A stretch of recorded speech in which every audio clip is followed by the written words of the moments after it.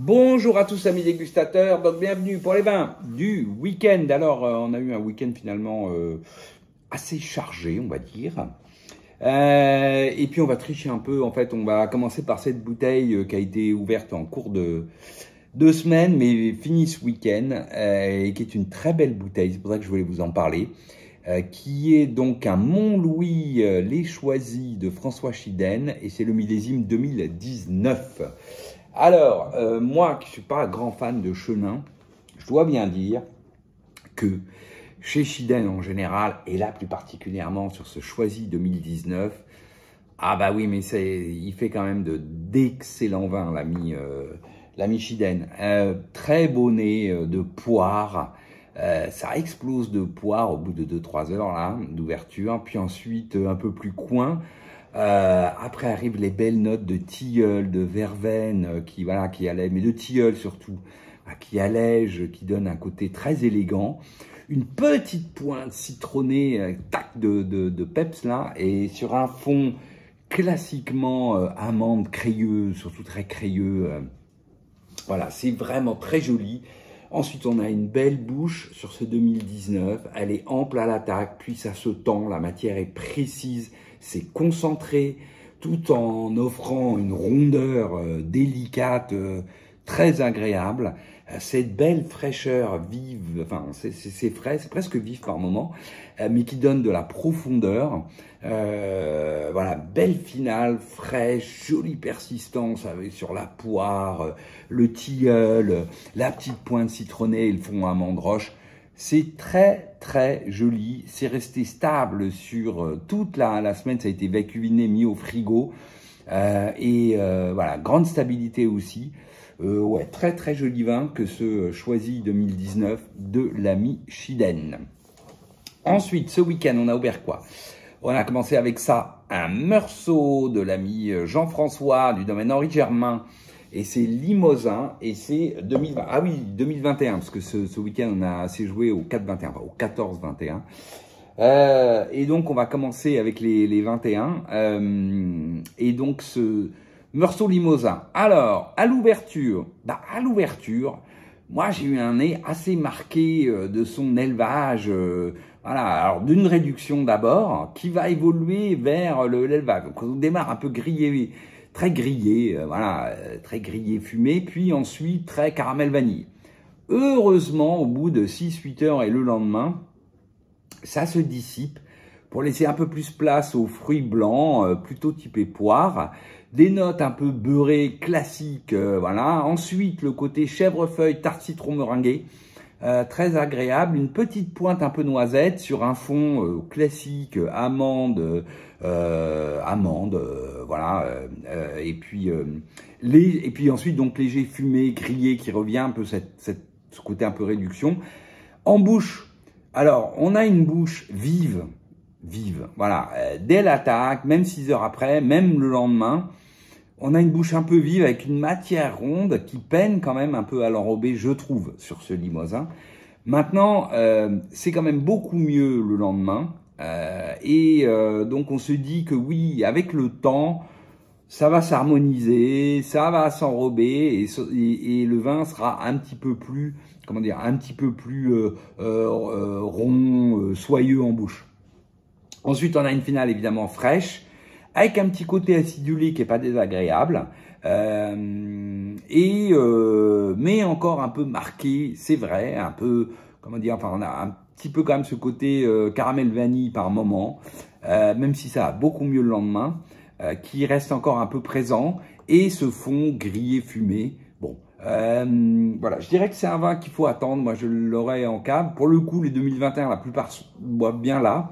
Bah, ce Limousin, oui, moi j'ai noté à attendre, quoi. Voilà, à attendre 3-5 ans. Je pense qu'il a besoin un peu de temps pour s'harmoniser et se mettre à l'équilibre, comme on dit. Ensuite, donc on va continuer sur nos 21. On joue toujours au 4-21, enfin au 14-21 ce week-end, avec ce Savigny-les-Beaunes, les Picotins du domaine Rion, et donc à nouveau 2021. Alors, bon, bah, à nouveau là, souvent les 2021, moi je trouve qu'il y a en tout cas, je sais pas si c'est moi, mais je trouve qu'il y a pas mal de réductions chez tous les vignerons que je connais. Quasiment tous. Et là, à nouveau, on va retrouver un nez un peu grillé, fumé à l'ouverture. Puis ensuite, au bout de 4-5 heures, on va retrouver la framboise groseille, un peu plus groseille d'ailleurs, qui arrive. Là, par contre, on a les notes végétales, ronces, sous-bois, un peu marquées qui sont là. Une très légère pointe épice et un fond noyau presque mocha par moment.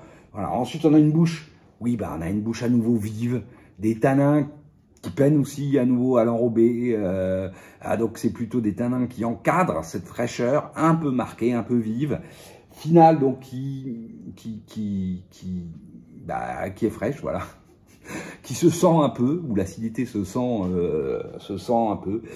Et une persistance intéressante. Voilà.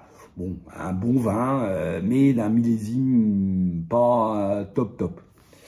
Ensuite, alors, rigolo, on a enchaîné avec un autre Savigny-les-Beaunes, cette fois en premier cru, et c'est au Gravin, et c'est à nouveau le Jean-François, donc le domaine Henri Germain, et c'est à nouveau 2021. Alors là, plus intéressant, un nez, cette fois, avec une réduction, alors très légère pour le coup, peut-être un des vins où j'ai eu le moins de réduction avec le pommard de Rebourgeon-Mur, les grands ethnos de Rebourgeon-Mur. Elle est là, mais elle est très diffuse et surtout elle disparaît très vite, dans l'heure qui suit. Et on a un joli nez très appétant, framboise groseille, ça sent bon le fruit.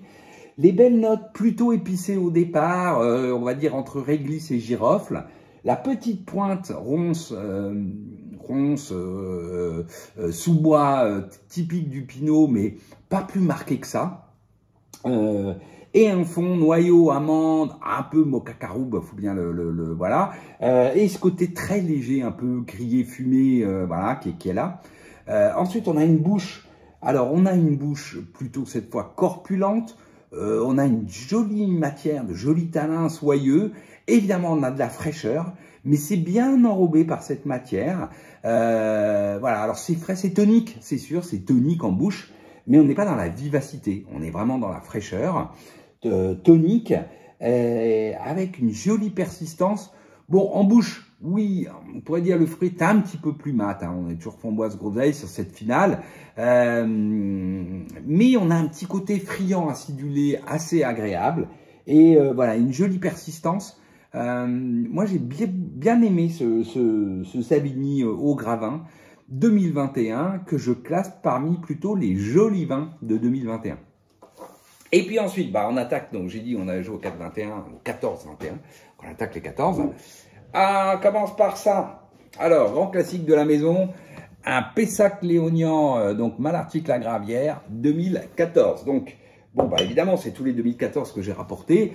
Donc, on avait bu jusque-là des Médocs, on avait bu Grand Puy Lacoste, Durfort-Vivens, je pense, voilà, peut-être d'autres même. Donc là, on va du côté de Pessac. Alors, qu'est-ce que ça donne? Bon, ça donne un nez, on va dire classique, mais à l'ouverture, encore marqué de notes vanillé caramel. Voilà, on attaque framboise, mais très vite, c'est pris par côté vanille caramel, qui passe au bout de 5-6 heures, mais qui va laisser place plutôt à un côté lacté, choupa choups, fraise vanille, là, entre guillemets. Donc on est plutôt framboise, puis le côté lacté, choupa choups, fraise vanille. Ensuite arrive plus classiquement, mais voilà, une petite pointe santal, bois précieux, bois de santal, cèdre, sur un fond, on va dire, moi je trouvais plus balsamique que fumé classique du Pessac, même s'il y a un peu. Donc, voilà, on est plutôt balsamique. Ensuite, en bouche, c'est surtout là, on a une bouche avec une grosse structure dans ce Pessac, des tanins un peu saillants, un peu anguleux, donc une bouche, j'allais dire presque robuste, hein, plus que corpulente, robuste, plus que charpentée même, robuste, des tanins un peu soyeux, c'est évidemment avec une grosse fraîcheur. Les tanins encadrent plus qu'ils n'enrobent cette fraîcheur. Une finale évidemment fraîche, presque vive, avec une empreinte qui marque un peu. Voilà, on sent le tanin soyeux. Après, ça reste joli, c'est bien fait. On a quand même encore ce côté un peu lacté, choupe à choupe, vanille, fraise, hein, voilà, qui est certes sexy, qui a ce côté un peu sexy, rigolo, sympa, canaille, un petit côté un peu canaille, mais c'est marrant parce qu'en le dégustant, je me disais, tiens, j'avais pas ce souvenir-là des Malartic des années 90, aux années 2000. J'ai l'impression que c'est un peu plus les années 2010. Alors peut-être je me trompe, c'est peut-être que 2014.